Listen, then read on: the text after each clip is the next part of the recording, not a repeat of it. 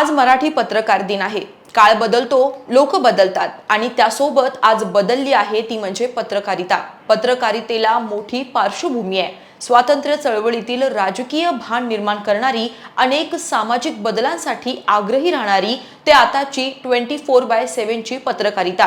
Pen ते computer, खिळे जुळवण्यापासून ते digital printing, मुद्रित माध्यम, टीव्ही चॅनल्स ते हातातल्या मोबाईलवर वेळोवेळी येणारे अपडेट्स, पत्रकारिता बदलत राहिली। आताचं युग हे डिजिटल पत्रकारितेचे आहे।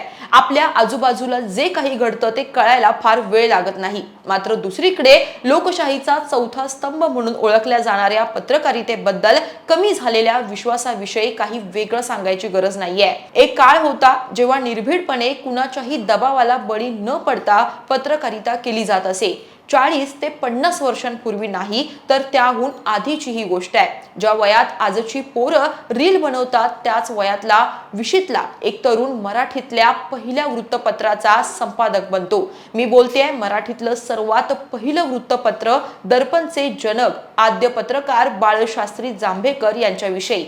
नमस्कार, मी अक्षता, आपण पाहताय मुंबई आउटलुक। बाळशास्त्री जांभेकर यांनी 6 जानेवारी 1832 या दिवशी दर्पण हे वृत्तपत्र सुरू केलं होतं। त्यामुळे आजचा दिवस मराठी पत्रकार दिन म्हणून साजरा केला जातो।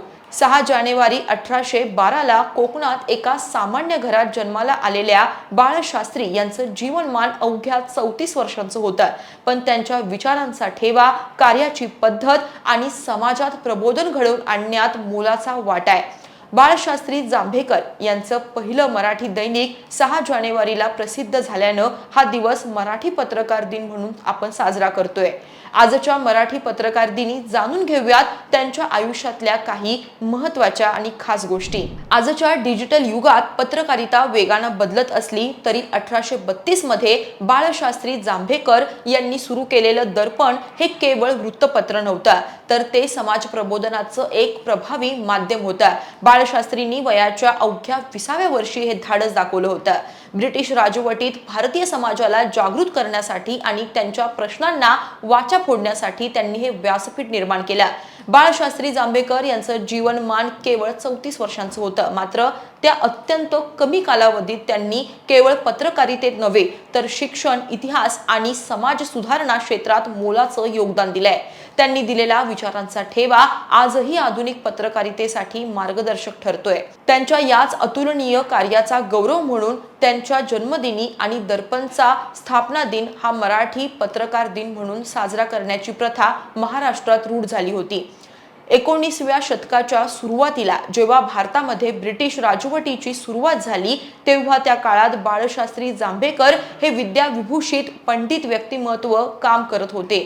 बॉम्बे नेटिव्ह एज्युकेशन सोसायटीच्या विद्यालयात अभ्यास करून त्यांनी विशीच्या आत कोणाही भारतीयाला तोवर न मिळालेली प्राध्यापक म्हणून नियुक्ती मिळवण्या इतपत ज्ञान कमवलं होतं। इसवी सन 1834 साली एल्फिस्टन कॉलेजात व्याख्याते म्हणून जांभेकरांची नियुक्ती झाली। जेम्स ऑगस्टम हिकीच्या इंग्रजी बेंगॉल गॅजेट या साप्ताहिकानंतर बाळशास्त्रींनी 50 वर्षांनी दर्पण हे पहिलं मराठी वृत्तपत्र सुरू केलं। दर्पण 6 जानेवारी 1832 ला प्रसिद्ध झाला आणि अवघ्या 20 वर्षांच्या पंडित असणाऱ्या बाळशास्त्री जांभेकरांनी संपादक पदाची धुरा सांभाळली। जांभेकरांनी प्राचीन लिप्यांचा अभ्यास करून कोकणातील शिलालेख आणि ताम्रपट यांच्यावर शोधनिबंध लिहिले होते। मुद्रित स्वरूपातील ज्ञानेश्वरी त्यांनीच प्रथम वाचकांच्या हाती दिली। दर्पण 8.5 वर्ष चालला। नंतर जुलै 1840 ला त्याचा शेवटचा अंक प्रसिद्ध झाला होता।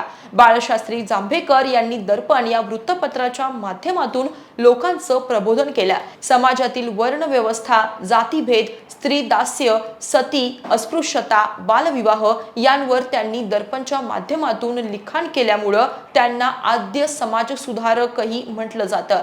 बाळशास्त्रींना मराठी, संस्कृत, बंगाली, गुजराती, कानडी, तेलुगू, फारसी, फ्रेंच, लॅटिन आणि ग्रीक या 10 भाषांचं ज्ञान होतं। भाषांसोबतच विज्ञान, गणित, भूगोल, शरीरशास्त्र आणि सामान्य ज्ञान या विषयांचीही त्यांना चांगलीच जाण होती। बाळशास्त्रींनी रोवलेली ही मुहूर्तमेढ आज एका वटवृक्षात रूपांतरित झाली आहे. समाजहिताचा विचार आणि सडेतोड भूमिका ही बाळशास्त्रींची शिकवण आजही पत्रकारांसाठी प्रेरणादायी असली तरी अनेक पत्रकारांचा आवाज आज दाबला जातोय. त्यातूनही जो कुणी खरं बोलायची हिंमत ठेवतो त्याचा काटा काढला जातो. खऱ्या आणि पारदर्शक पत्रकारितेला टिकवायचं असेल, पत्रकारितेनं मोकळा श्वास घ्यावा असं जर तुम्हाला वाटत असेल तर स्वतंत्रपणे पत्रकारिता करणाऱ्या पत्रकारांनाही तुम्हीच बळ देऊ शकता. हा व्हिडिओ आवडला असेल तर जास्तीत जास्त लोकांपर्यंत हा शेअर करा.